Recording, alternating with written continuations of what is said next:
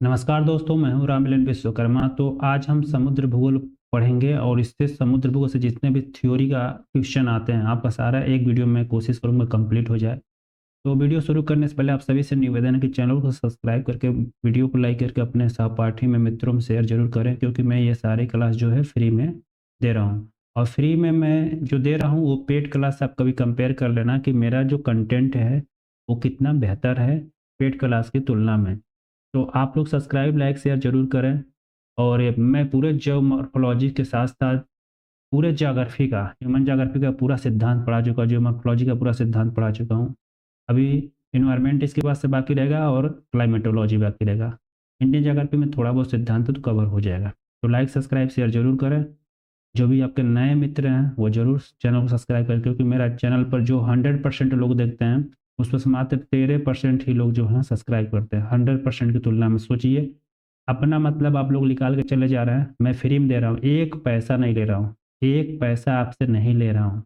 तो आप लोग सब्सक्राइब, लाइक ज़रूर करें, ताकि मेरा भी मोटिवेशन बना रहे और मैं और फ्री में बेहतर से बेहतर क्लास ला सकूँ, आपका जेआरएफ नेट क्वालिफाई हो सके ज्योग्राफी पेपर में। तो चलिए स्टार्ट करते हैं। समुद्र भूगोल में छोटा-मोटा से जानते हैं कि पहला जो इसका पॉइंट है, पृथ्वी के धरातल का 70.8%। ये देखिएगा, बहुत लोग याद करते हैं 70%। आप ऐसे नहीं याद करो, अगर आपको करेक्ट करना है एग्जाम तो एग्जैक्ट याद करो। 70.8% सागरी जल है, ये पूरा घेरा हुआ पृथ्वी को। और 29.2% जो है क्या है, जल है। ये आप, मैं इसलिए आपको यहाँ पे अलर्ट कर रहा हूँ कि जो पॉइंट है उसको एकदम करेक्ट याद कीजिए। एग्जाम में छोटा सा एरर ने आपको ऑप्शन में कंफ्यूजन कर देता है और आप गलत करके चले जाते हैं, तो ये नहीं होना चाहिए। तो हमने जान लिया कि पानी कितना धरातल और कितना है पृथ्वी पर।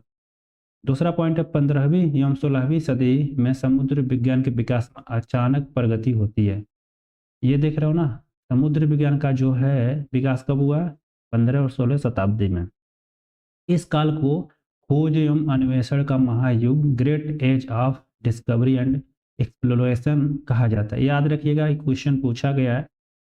नेक्स्ट पॉइंट है, इसी समय कोलंबस 1492 ने अमेरिका की खोज की तथा वास्को डी गामा भारत का 1498 में उतरा था कालीकट पर केरल के। तो ये आप लोग ध्यान दीजिएगा, ये मिलान द कॉलम में अभी 2024 का जो एग्जाम हुआ था, ये सीक्वेंस दिया था कि किसने किस चीज़ को कब खोजा था, उसका सन दे दिया था, आपको सीक्वेंस बैठाना था। जैसे कोलंबस 1492, वास्को डी गामा, ऐसे ही दो लोग और थे, उनका दिया था, आपको बैठाना था, जमाना था। यहाँ तक क्लियर हो गया आपका? साथ ही देखिए, मैगलन का भी ऑप्शन दिया था। मैगलन ने ग्लोब की परिक्रमा की, पूरे विश्व का चक्कर लगा लिया है, ये मैगलन का हो गया। और इसके साथ ही नेक्स्ट पॉइंट है, 1570 में आर्टिलियस द्वारा प्रस्तुत विश्व मानचित्र से स्थल तथा सागरों के विषय में नवीन जानकारी प्राप्त हुई। तो जो हमको स्थल की जानकारी प्राप्त होती है, नवीन सागरों की जानकारी प्राप्त होती है, तो 1570 में आर्टिलियस जो था उन्हीं के मानचित्र द्वारा प्राप्त होता है। नेक्स्ट पॉइंट है, 17वीं सदी में सागरों का अध्ययन वैज्ञानिक स्तर पर प्रारंभ हुआ। अगले पॉइंट में, 19वीं सदी में समुद्र विज्ञान का व्यापक विकास हुआ। ये सारी चीज़ें जो है मस्ट इम्पॉर्टेंट, बहुत सारा पेज जब पढ़ेंगे ना तब ये चीज़ें निचोड़ निकलती है। तो ये चीज़ आप लोग ध्यान दीजिएगा, सारे इंपॉर्टेंट फैक्ट हैं जो मैं लिख दिया हूँ। अब अगले पॉइंट जो है बहुत इंपॉर्टेंट है, यहाँ से क्वेश्चन बहुत बना है। इस युग में विकसित ज्ञान को 3 सारणियों में विभक्त किया गया। 19वीं सदी में जो भी विकसित ज्ञान था, व्यापक जो भी विकास हुआ था समुद्र भूगोल का, उसको 3 भागों में हम लोग बांट के पढ़ेंगे, क्योंकि तीनों भागों में अलग अलग विद्वानों ने काम किया। 3 जो महत्वपूर्ण है, लेकिन हमने इसको 4 जो देखा 4 में बांट दिया। लेकिन 3 सारणियों से बहुत क्वेश्चन पूछा था। पहला जो है, एडवर्ड पोवर्स का काल है, 1815 से 1854 के बीच में चला था। इस काल में समुद्र भूगोल में किसने क्या कार्य किया, किस चीज़ की खोज की, उसको जानेंगे। दूसरा जो है, चैलेंजर अभियान का काल, जिसमें थॉमसन ने काम किया है, तो ये आपको ध्यान रखना है। ये 1830 से 1882 के बीच में चला है। फिर से चैलेंजर उपरांत, मतलब चैलेंजर के बाद ये तीसरा काल चला है। और चौथा यहाँ पर है, 20वीं सदी के कई पूर्वार्ध में कई अभियान। तो चलिए एडवर्ड फोवर्स का काल जान लेते हैं। ये जो है कि सागरी जो है जीव वैज्ञानिक थे, जो एडवर्ड फोवर्स थे, और इन्होंने ग्रेट ब्रिटेन तथा हेब्राइट्स के पास एवं रोम सागर में 230 फैदम की गहराई तक सागरी प्राणियों के प्रकारों का पता लगाया था। ये ध्यान रखिएगा आप लोग। अब देखिए, फैदम का जो है ना, ये सागरी मापक है, ये आप लोग याद रखिएगा। एक फैदम में जो है, एक फैदम बराबर क्या होता है, 6 फीट होता है, ये ध्यान रखना आप। क्लियर, ये मैं आपको भी बता देता हूँ। अब देखिए 3 फीट बराबर क्या होता है, 3 फीट बराबर हमारा होता है 1 मीटर, 39 लगभग इंच होता है। 1 फीट में कितना इंच होता है, ये देखिए आप ज्योग्राफी के स्टूडेंट है, ये आपको पता होना चाहिए, 12 इंच होता है। क्लियर, तो ये जो फैदम का मैंने आपको बता दिया, ये थोड़ा सा मैं यहाँ आपको हिंट दे दिया हूँ स्केल का। अब चैलेंजर अभियान का जो काल है, थॉमसन ने इस पर कार्य किया था 1830 से 1882 के बीच में। इसमें इन्होंने लाइटनिंग 1868 और पोरोक्यूपाइन जो है 1869 1870 के बीच में अभियान चलाया था। इस समय इन्होंने अभियान के समय खरगोश और जिब्राल्टर का पता लगाया था, ये आपको ध्यान रखना है। और साथ ही इन्होंने voyage of the Challenger the Atlantic नामक पुस्तक इसी समय प्रस्तुत किया था 1877 में। और प्रमुख योगदान में कोरल रीफ की संरचना तथा उत्पत्ति, पैलेजिक निक्षेपों का वितरण का विश्व मानचित्र पर इन्होंने बताया था। और साथ ही इसी काल में जालमरे का योगदान है, जिसको आधुनिक भूगोल का जो समुद्र है, समुद्र भूगोल का पिता कहा जाता है, आधुनिक समुद्र भूगोल का। इन्होंने जानमरे ने 1841 से 1914 के बीच में अपना कार्य जारी रखा। कार्यकाल इनका रहा था समुद्र भूगोल में 19वीं शताब्दी में। आधुनिक समुद्री विज्ञान का इन्हें प्रणेता पिता भी कहा जाता है, ये आप लोग को ध्यान रखना, जैसे मैं लिख दिया हूँ। क्लिंटन 1882 और चैलेंजर 1872 क्षेत्र अभियान के माध्यम से स्कॉटलैंड की खोज की थी, किसने, जानमरे ने। इसका नामांकन जो है वेबिल थॉमस रिज, जो आप पढ़े होंगे, इसके नाम पर ये रखा गया है। और साथ ही अटाल की उत्पत्ति के सिद्धांत का भी प्रतिपादन किया था हमारे जानमरे महोदय ने। इसके साथ ही उत्तरी अटलांटिक महासागर मत्स्य मंडल तथा पंख रेखा मड लाइन का निर्धारण किया था जानमरे महोदय ने। अब तीसरा जो आता है 19वीं शताब्दी में जो विभाजन हुआ चैलेंजर के उपरांत का काल, इसमें देखते हैं किसने कार्य क्या किया है। तो इसके अंतर्गत लुई अगासिज तथा अलेक्जेंडर अगासिज, ये पिता हैं और पुत्र हैं दोनों, समुद्र विज्ञान को विकसित किया था इन्होंने। लुइस अगासिस ने फ्लोरिडा रीफ एवं दक्षिणी अमेरिका तथा उत्तरी अमेरिका के तटों का अध्ययन से संबंधित इनका रहा है। अलेक्जेंडर ने उष्णकटिबंधीय सागरीय भाग ब्लैक तथा एल्बाट्रॉस के मध्य से भ्रमण किया था। और साथ ही इन्होंने बताया कि अटाल तथा बैरियर रीफ का निर्माण अवतरण के कारण न होकर जैविक, यांत्रिक तथा रासायनिक प्रक्रमों के द्वारा होता है। तो चैलेंजर उपरांत काल में लुइस अगासिस और अलेक्जेंडर जो पिता पुत्र थे, इन्होंने कार्य किया और क्या क्या कार्य किया आपको बता दिया। ये आप बहुत ज़्यादा पढ़ेंगे, जब मैं बार बार यही आपको नोटिस कर रहा हूँ, तब ये आपको इतना निचोड़ मिलता है। और ये आपको तभी पता चलेगा कि ये क्वेश्चन, ये चीज़ क्यों हमको पढ़नी चाहिए, क्योंकि ये PYQ में पढ़ चुका हूँ और जो क्वेश्चन पूछा गया उसी को नोट डाउन में करता हूँ। अब देखिए ये 3 जो भाग थे ये खत्म हो गए, जो 3 सारणियाँ थी 19वीं शताब्दी की। अब 20वीं शताब्दी के उत्तरार्ध जो काम हुआ बाद में, उसको हम जान लेते हैं। तो इसमें जो है क्या क्या हुआ ये देख लेते हैं, कौन कौन अभियान चला है समुद्र भूगोल में। तो देखिए इसमें दक्षिणी अटलांटिक, हिंद तथा प्रशांत महासागर में गैजले अभियान चला है। क्लियर, पूछता है गैजले अभियान किसमें चला, तो आपको ये याद होना चाहिए। जैसे उत्तरी अटलांटिक में मेचल स्टार्स अभियान चला है। फिर से पूर्वी प्रशांत महासागर में फिशिंग कमीशन अभियान चला है। एल्बाट्रॉस अभियान चला है। ये एल्बाट्रॉस अभियान देख लीजिए आप किस महासागर में चला है, पूर्वी प्रशांत महासागर में चला है। साथ ही दक्षिणी अटलांटिक्स में मिट्योर अभियान चला है। और साथ ही प्रशांत तथा हिंद महासागर में कार्नेगिया अभियान चला है। और इसके नीचे दक्षिणी सागरों में डिस्कवरी हुआ है, जो अभियान चला 1950 से 51 के बीच में। दक्षिणी सागरों में पूछता है डिस्कवरी किस सागरों में चला है, तो दक्षिणी सागरों में। चैलेंजर अभियान जो है 1951 में चला था।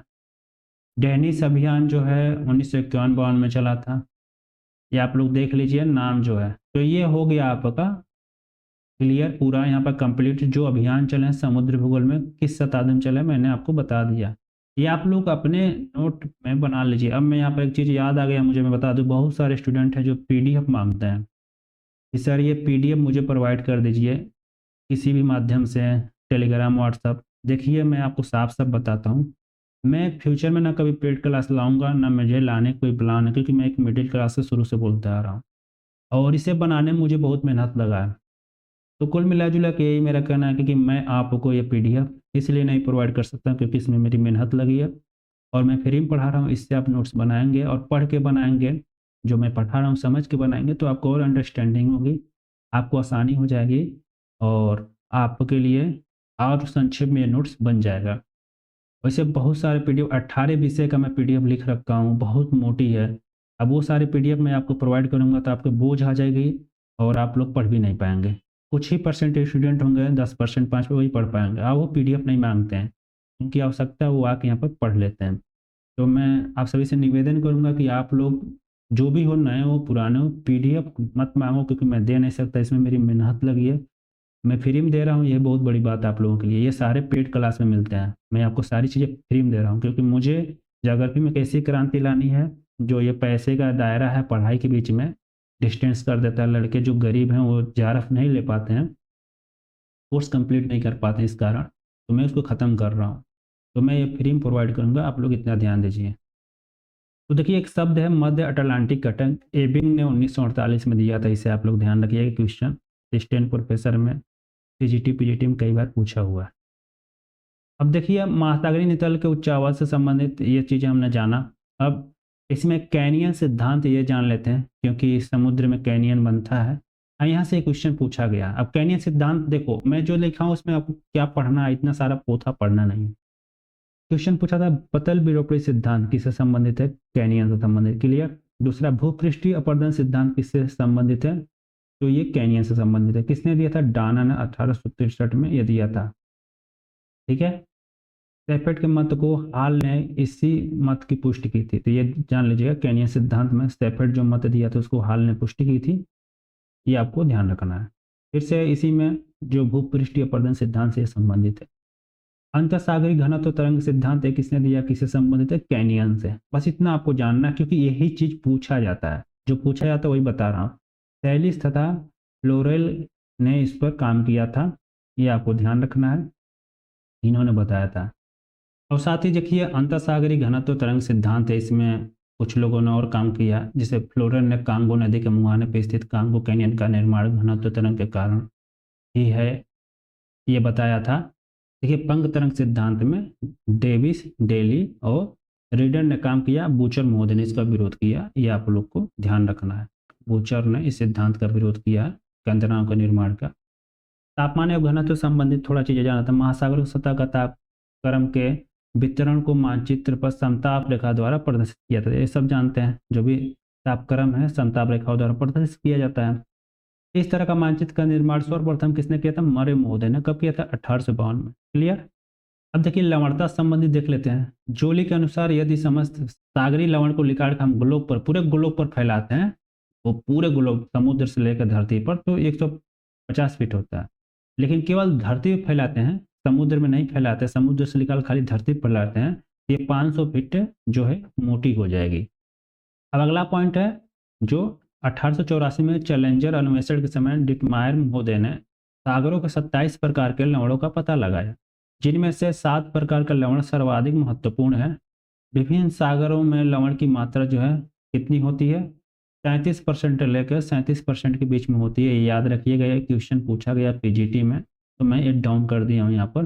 अब देखो 7 प्रकार का जो लवण है, यहाँ पर जब डिटमायर महोदय ने किया तो ये पूछा जाता सीक्वेंस, ये भी आपको यहाँ पर गिना देता हूँ ताकि आपको आसान हो जाए। अब देखिए ये कौन कौन से लवण है। लवण के प्रकार, कुल मात्रा जो है, हमेशा लवण का जो होता है ये सिंबल भी दर्शाया जाता है, याद रखिएगा। ये सिंबल जो है लवणता की मात्रा को दर्शाता है, याद रख लीजिएगा। ये अगर आप लोग नहीं प्रति हजार है, ये प्रति हजार में पढ़ा जाता है। देखिए प्रति 1000 ग्राम में ये पढ़ा जाता है कुल मात्रा इसका, ये आप लोग को याद होना चाहिए। ये 35 होता है प्रति हजार लवणों की मात्रा, जो हम लोग पढ़ते हैं दर्शाया था प्रति हजार, ये याद रखिए आप। प्रतिशत यहाँ पर आपका दे रखा है। तो सोडियम क्लोराइड हाईएस्ट मात्रा में 27 पॉइंट जो है 213 है, प्रतिशत इसका होता है, ये भी पूछता है 77.8। Magnesium chloride, magnesium sulphate, calcium sulphate, potassium sulphate, calcium carbonate, magnesium bromide, जुबान पर आपको होनी चाहिए सीक्वेंस एकदम बहुत सालों से पूछा जा रहा है। जब मन करे एग्जामिनर एक क्वेश्चन इसका डाल देता है, सीक्वेंस बैठा देता है या परसेंटेज कितना पाया जाता है, ऊपर से नीचे, नीचे से ऊपर। ये आप लोग इसका सीक्वेंस जुबानी पर रट लीजिए। क्लियर हो गया यहाँ पर? ये सीक्वेंस आपके जुबान पर होनी चाहिए आपको अगर JRF चाहिए तो। अब चलिए महासागरीय निक्षेप से संबंधित कुछ चीज़ें जान लेते हैं। स्थिति के आधार पर महासागरीय निक्षेप का वर्गीकरण किया गया है, मरे का विभाजन किया गया। सागरीय निक्षेपों को 2 प्रकार में मरे ने बांटा है, स्थलीय भूमि निक्षेप और आघात सागस्थ या पेलेजिक निक्षेप। ये मरे का है, ये पूछा गया, ये याद रखिएगा। मरे ने सागरीय निक्षेप को 2 वर्गीकरण किया। जेनिकिंस ने जो जेनकिंस हैं इन्होंने वर्गीकरण किया है 3 भागों में, याद रखिएगा। ये भी पूछा गया कितने भागों में किया है। अथाह गहराई के जमाव, छिछले जल के जमाव, दूसरा तीसरा तटीय जमाव, ये जेनकिंस महोदय ने किया है। सागरीय निक्षेप में ये 2 वर्गीकरण हो गया, आपको जुबान पर होनी चाहिए, पूछा जाता है। मस्ट इम्पॉर्टेंट, फिर से ये जितना पढ़ा रहा हूँ इम्पॉर्टेंट आपको पूछा जाता है। अब ज्वार सिद्धांत आ गया। अब एक चीज मैं यहाँ क्लियर करता हूँ, देखो मैं ज्वार सिद्धांत में कभी डीप से क्वेश्चन नहीं पूछा है, जो पूछा वो आपको याद रखना है, मैं जो बोल दूंगा। अगर मुझे लगेगा कि थोड़ा बता देना चाहिए मैं आपको सिद्धांत के बारे में भी बता दूंगा, नहीं तो आपको वो याद करना जो मैं बोल रहा हूँ। ज्वार सिद्धांत, आइजैक न्यूटन का संतुलन सिद्धांत कब आया था? 1687 में। जुबान पर याद होना चाहिए। इक्विलिब्रियम थ्योरी, ये बार बार पूछता है, कहाँ के रहने वाले थे? ब्रिटिश के। ये आपको जुबान पर होनी चाहिए, रटा रटाया। अब जैसे कर लो, गतिक सिद्धांत 1755 में, लाप्लास डायनेमिकी जो है थ्योरी फ्रांस के है। फिर से नेक्स्ट, विलियम हवेल का प्रगामी तरंग सिद्धांत 1833, प्रोग्रेसिव वेव थ्योरी। नहर सिद्धांत 1842, एरी का कैनाल थ्योरी ब्रिटिश के भी हैं। हैरिस का स्थैतिक तरंग सिद्धांत, स्टेशनरी वेव थ्योरी 1883। ये आपको याद होनी चाहिए, आप याद करके अपने जुबान पर बैठा लो। न्यूटन का संतुलन जो सिद्धांत है, इक्विलिब्रियम थ्योरी, संतुलन इसका मतलब होता है। इस सिद्धांत में पहला पॉइंट कहता है कि गुरुत्वाकर्षण सिद्धांत के आधार पर बताया कि सूर्य, चंद्रमा, पृथ्वी एक सम स्थिति में है, इस कारण आकर्षक के 2 बल होते हैं। किसने बताया? न्यूटन ने। सूर्य और चंद्रमा अगर दोनों की सम स्थिति है, ये मान लो सन हो गया यस से, ये हो गया पृथ्वी, अर्थ हो गया ई से, और ये हो गया चंद्रमा आपका हो गया, ठीक है, सी से। मून ले लो चाहे यम से। क्लियर? अब इसमें 2 बल होते हैं, ये न्यूटन बोलते हैं। पहला केंद्र प्रसारित बल या बहिर्मुखी बल, सेंट्रीफ्यूगल फोर्स होता है जो केंद्र की बाहर की ओर कार्य करता है, तथा दूसरा अभिकेंद्री बल जो गुरुत्वाकर्षण होता है, सेंट्रीपिटल या ग्रेविटेशनल फोर्स जिसे कहा जाता है, जो केंद्र की ओर कार्य करता है। जैसे जो झुलवा झूलते हो गोल वाला, बीच में राड लगी रहती है ऐसे इर्द गिर्द, तो देखना वो बाहर की ओर फेंकता है। तो केंद्र जो प्रसारित बल होता है, बहिर्मुखी बल होता है, बाहर की ओर कार्य करता है। अभिकेंद्री जो बल होता है जो अंदर की ओर, जैसे हम लोग खींचे हुए हैं पृथ्वी के ऊपरी परपटी पर, यह अभिकेंद्री बल के कारण होता है। ठीक है, कोई ढेला फेंक तो नीचे आ जाता है, वो अभिकेंद्री बल के कारण होता है। आप कोई चीज अगर रन करा रहे हो, मतलब किसी फोर्स से, और वो बाहर की ओर आपको फेंक रहा है, तो उसे हम कहते हैं केंद्र प्रसारित बल या बहिर्मुखी बल, है ना, सेंट्रीफ्यूगल बल।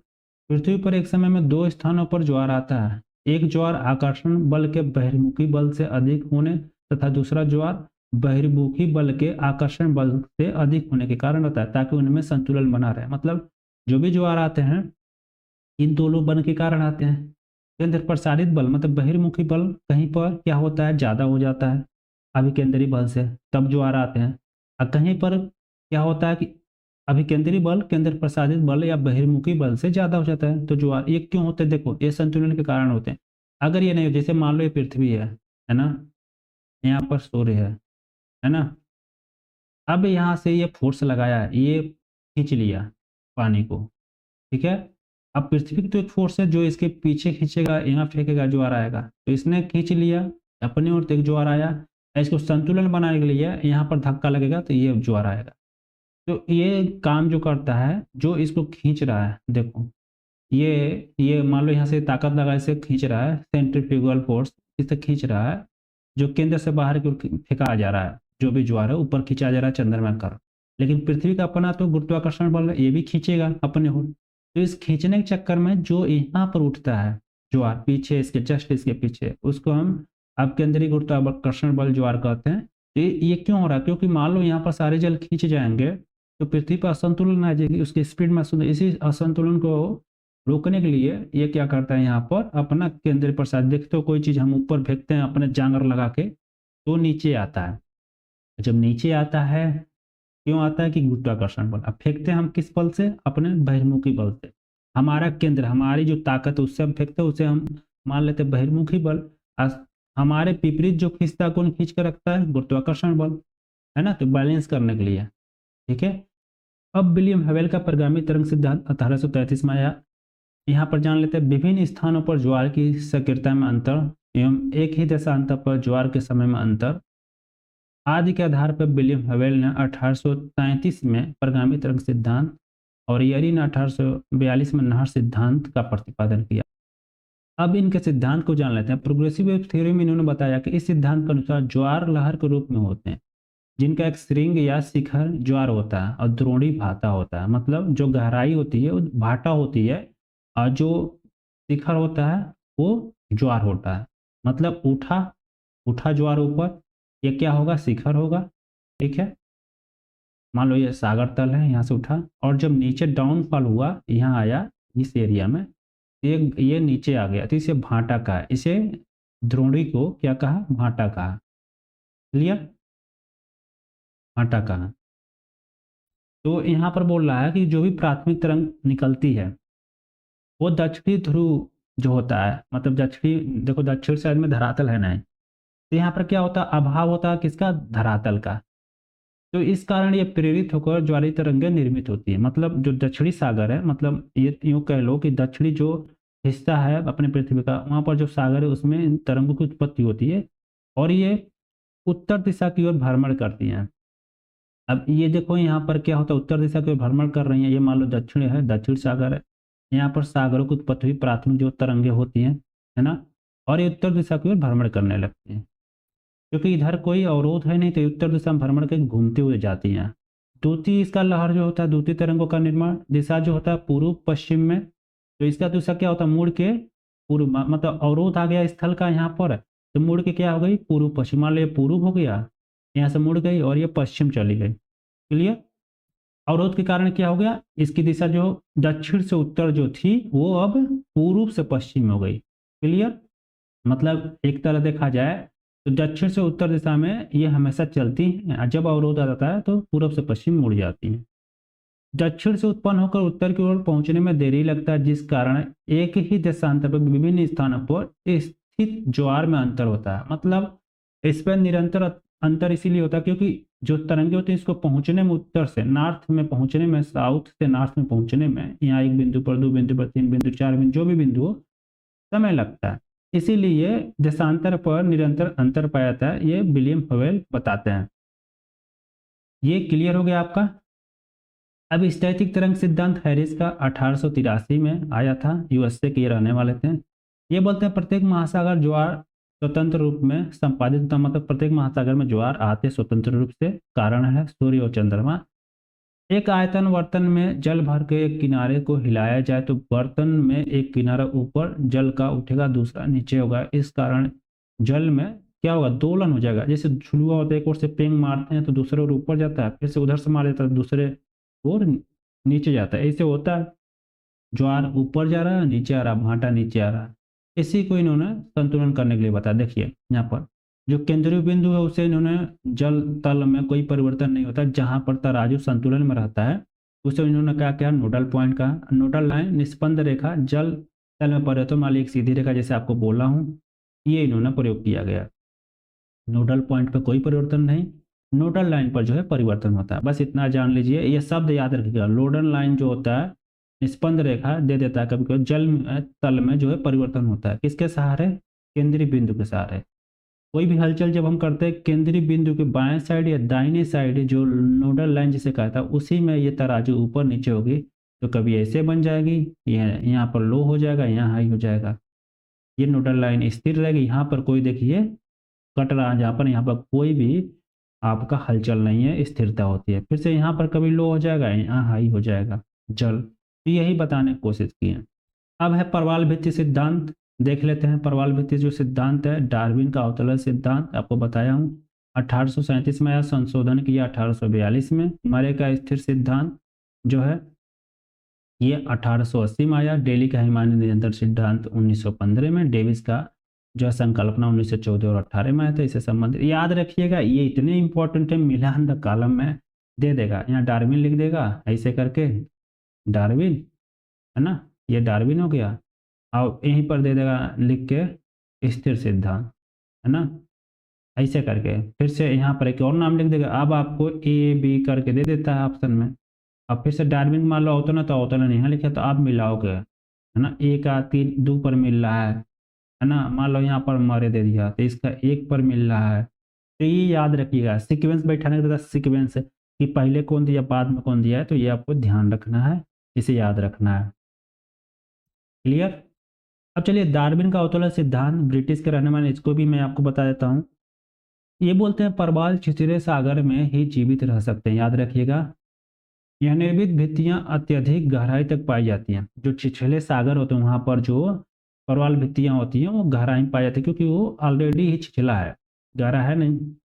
दूसरा पॉइंट कहता है तटीय प्रवाल अवरोधक प्रवाल जो है यहाँ पर भित्तियां हैं, ठीक है। बल्ल्याकार एटाल जो होता है कर्मिक विकासीय अवस्था है, मतलब तटीय प्रवाल जो होता है अवरोधक प्रवाल होता है, बल्ल्याकार जिसे एटाल प्रवाल कहता है, एक कर्मिक रूप से विकास की एक अवस्था होती है। इन तीनों में ये क्रम में विकास होता है, क्रम में फिर से इनका चक्र चलता है, समाप्त होता है, फिर से विकास होता है। अब ये बोलते हैं कि अगले पॉइंट में सर्वप्रथम आदर्श चबूतरे के साथ परवाल का मतलब उत्पत्ति होता है, आविर्भाव होता है, तथा वो ऊपर बढ़कर सागर तल की ओर बढ़ते हैं। मतलब किसी भी चबूतरे पर इनका मान लो एक चबूतरा है, एक चबूतरा है यहाँ पर पानी में, है ना, ये पानी में ढका हुआ है, और ये पूरा जल है ना, मान लो जल इतना ऊंचाई पर धरातल है, ये वाला हिस्से में ये मान लो धरातल है, अब यहाँ तक चल रहे हैं। अब यहाँ पर किसी चबूतरे परवाल छोटे छोटे उत्पत्ति हुए, बढ़ते जाएंगे बढ़ते जाएंगे बढ़ते जाएंगे। किसी और कलर को लेता हूँ तब बता रुकिए, ये लीजिए। अब यहाँ पर मान लो परवाल जो है यहाँ पर जन्म लिए, बढ़ते जाएंगे बढ़ते जाएंगे बढ़ते जाएंगे बढ़ते जाएंगे बढ़ते ऊपर के बढ़ते जाते और नीचे मरते जाते हैं, एक श्रृंखला बन जाती है, ये बता रहे हैं। इससे तटीय परवाल भित्ति फ्रिंगिंग का निर्माण होता है। क्लियर। आदर्श चबूतरा कोई पा जाएंगे तो क्या हो गया, ये मान लो ये तट है, इसमें जाके ऐसे ही फिंगर के रूप में चिपक जाएंगे, तो इसे क्या कहते हैं, तटीय प्रवाल भित्ति कहते हैं। इसके बाद स्थल खंड जो होता है में अवतलन हो जाता है, जो भी स्थल खंड है उसमें अवतलन हो जाएगा, जो भी चबूतरा था, जिस कारण प्रवाल अधिक गहराई में पहुंच जाते हैं। मान लो यहाँ पर अवतलन हो गया, धंसाव हो गया, इस एरिया में क्या हो गया, ऊंचा हुआ भाग था, इसका ऐसे हो जाएगा, है ना, ये उठा था ये धंस जाएगा नीचे, ये और नीचे आ जाएंगे सड़क के जो परवाल है, ठीक है। तो ये क्या होता है, जिस कारण अधिक गहराई में पहुंच जाते हैं, परिणाम स्वरूप जीवित रहने के लिए इनमें होड़ मच जाती है, गहराई से ऊपर की ओर वृद्धि हो जाती है, जिसके अवरोधक परवाल बैरियर रीफ कहते हैं। मतलब जो भी ये थे मतलब ये नीचे आ जाएंगे, जान जाइए आप लोग, ज्यादा पानी में जीवित नहीं रहते हैं, 60 से 70 मीटर की गहराई तक जीवित होते हैं। ज़्यादा ये अवतलन हो जाएगा अगर इस धरातल का जो चबूतरा था नीचे की ओर सरक जाएंगे परवाल। अब इससे जीने के लिए आप भी डूब रहे हैं, तो मतलब सांस नहीं ले पा रहे हैं, तो आप जल्दी जल्दी ऊपर भागेंगे, है ना। तो यहाँ से फिर से ऊपर की ओर वृद्धि करते हैं, तो ऊपर की ओर वृद्धि करते हैं तो तट छूट जाता है, तो जिसके कारण किसका निर्माण होता है, बैरियर रीफ का, अवरोधक परवाल का निर्माण होता है। क्लियर।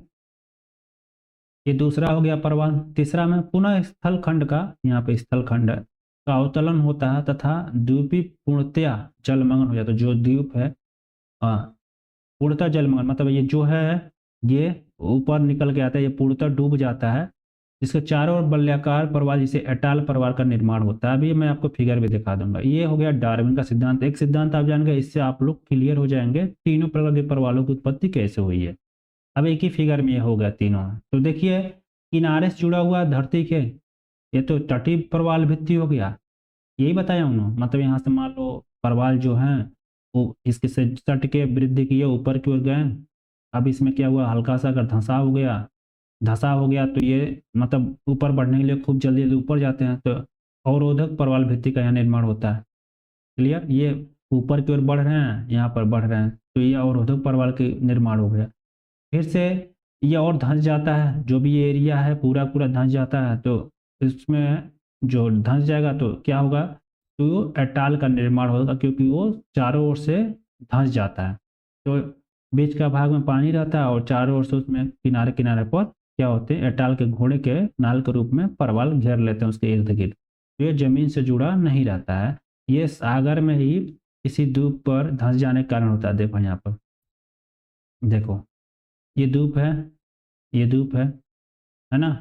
अब ये अगर धंसाव इसमें हो जाएगा, धीरे धीरे धंसाव हो जाएगा ये, तो इस तरह का ये बन जाएगा।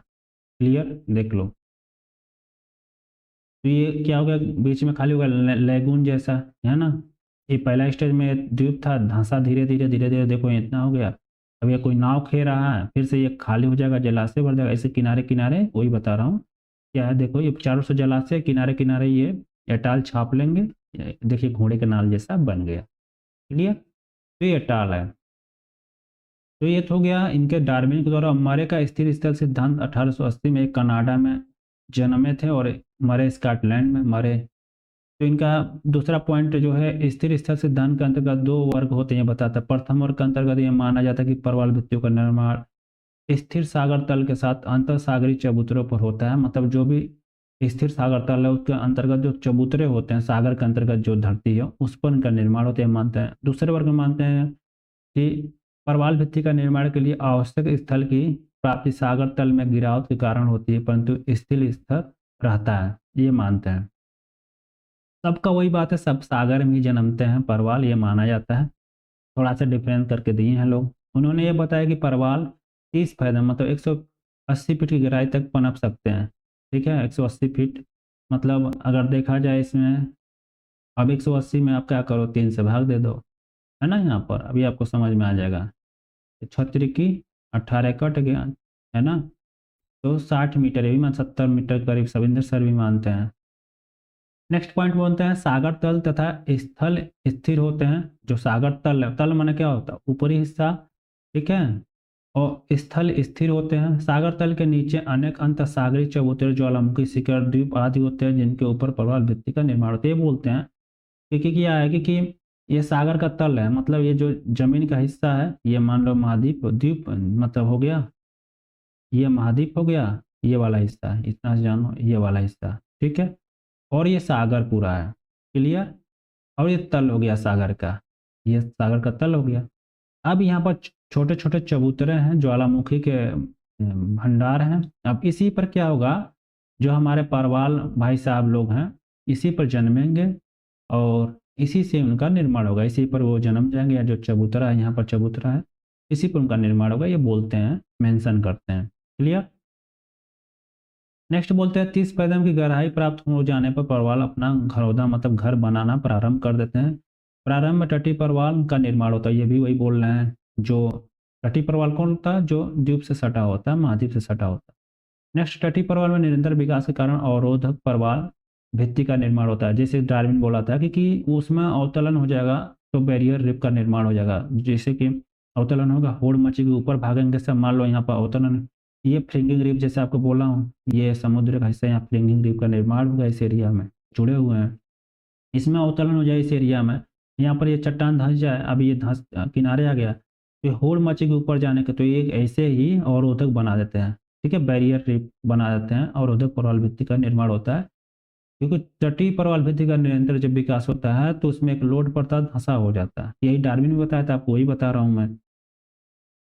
तो धंसा होने के कारण बैरियर रिप का निर्माण होता है। बैरियर रिप क्यों बनता है, क्योंकि परवालों में जीने की शक्ति, इच्छा शक्ति बढ़ जाती है, तो जल्दी जल्दी ऊपर की ओर भागते हैं, एक दूसरे के ऊपर चढ़ते हैं और एक बैरियर मतलब बांधक परवाल का निर्माण कर देते हैं। नेक्स्ट, स्थल तथा परवाल भित्ति के बीच के भाग के घुल जाने के कारण लैगून का निर्माण होता है। अंतःसागरीय चबूतरों के शीर्ष पर परवाल के चतुर्दिक विकास के कारण एताल का निर्माण होता है।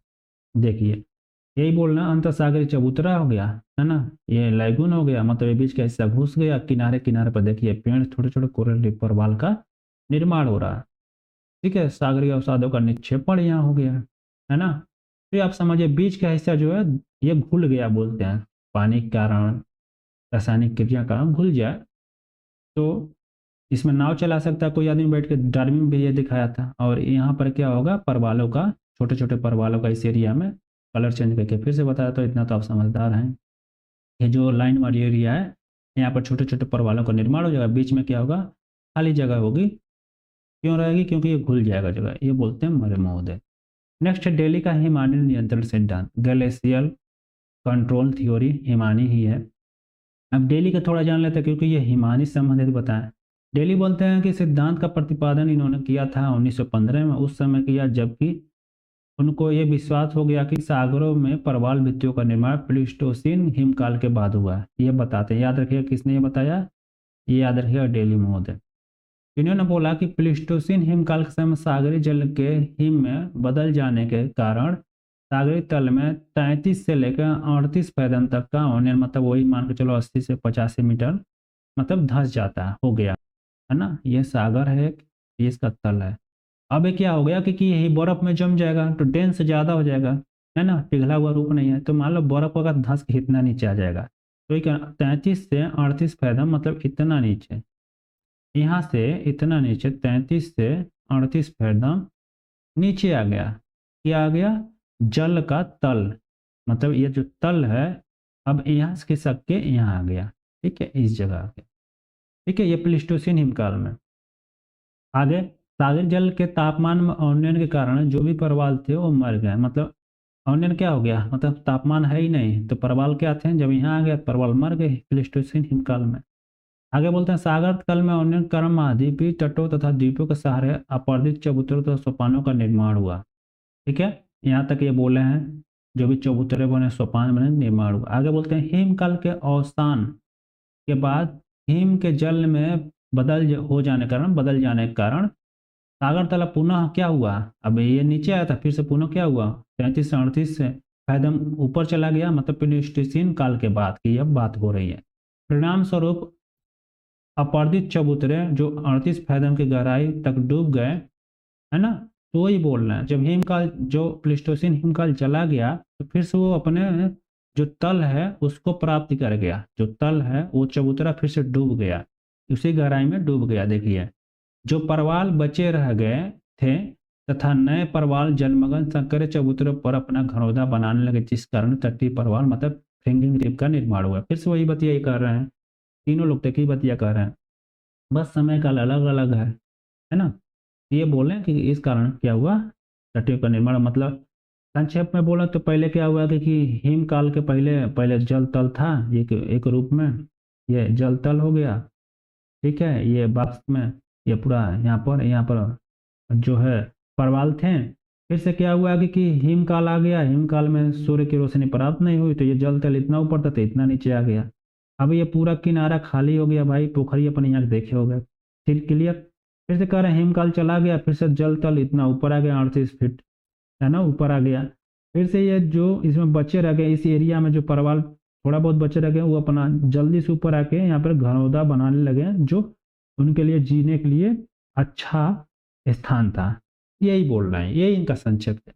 आगे बोलते हैं चौड़े चबूतरे पर अवरोधक परवाल भित्ति का निर्माण, मतलब जो चौड़े चबूतरे रहे जो ज्यादा सटे रहे हैं उसमें फ्रिंगिंग रिप, और जो ज्यादा चौड़े चबूतरे मतलब इस एरिया में ज्यादा चौड़ा है अवरोधक रूप में तो उसमें अवरोधक परवाल का भित्ति का निर्माण। आगे बोलते हैं अटाल का निर्माण एकाकी अंत सागरी पठारों के ऊपर हुआ, मतलब अंत सागरी जो पठार थे मान लो इस एरिया में ये महाद्वीपीय एरिया है, फ्रिंगिंग रिप का निर्माण हुआ या अवरोधक का निर्माण हुआ। अब इसी गहराई में कहीं पर भी कहते हैं कि सागरी पठार थे तो उस पठार पर बीच का हिस्सा डूब गया होगा, ये बताते हैं मतलब इनके सिद्धांत में। फिर से यहाँ पर धीरे धीरे क्या हो गया जो अटाल का निर्माण हुआ, मतलब एक तरह से घोड़े के नाल के समान जो होते हैं तीसरे प्रकार के परवल उनका निर्माण हुआ गहराई में, ये बोलते हैं कौन, अपने डेली महोदय। क्लियर हो गया। नेक्स्ट सिद्धांत है डेविस की संकल्पना। डेविस ने अमेरिकी भूआकृतिक विज्ञानवेत्ता विलियम मोरिस डेविस जो है इनको कहा जाता है अमेरिका का रहने वाला है, 1914-18 में परवाल भित्तियों के निर्माण से संबंधित प्राचीन सिद्धांत अवतलन सिद्धांत को पुनर्जीवित किया तथा अनेक भौतिकी प्रमाण प्रस्तुत किए। एक तरह से देखा जाए डार्विन के सिद्धांत को इन्होंने जीवित कर दिया।